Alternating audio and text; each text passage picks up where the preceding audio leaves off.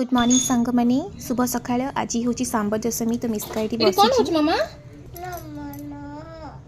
सी बसिकी ये देखुची ता मम्मी केमी पूजा कर बसी मम्मी पाखे अनेक मम्मी केमी पूजा करेंगे पूजा सरला मम्मी केमी भोग देवे सबू ओडिया घर मानक सांब दशमी पूजा पालन करे सांब दशमी पूजा जोटा थाए कि शुक्ल पक्ष दशमी दिन पालन कराए पौष मसरे एवं यही पूजाटी सबू माँ मैंने निज छुआर परमायु एवं सुस्थ सबल मनोकामना करी सूर्य देवता को पूजा करी ताकि छुआ जी थाए से निरोगी होगी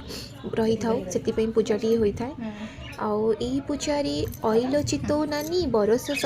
पर्व संगरे घेनी सांबर दशमी अलना दाऊ सबू ओसा बार ये थाऊ तो यहाँ थी गोटे छोट गाँवली कथा आपण मानक केमती लगे मतलब निश्चित भाव जनबी आठ निष्का बसिक तार मम्मीर पूजा देखला पूजा भी सरवा ही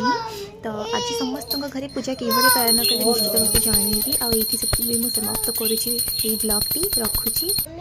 जय जगन्नाथ।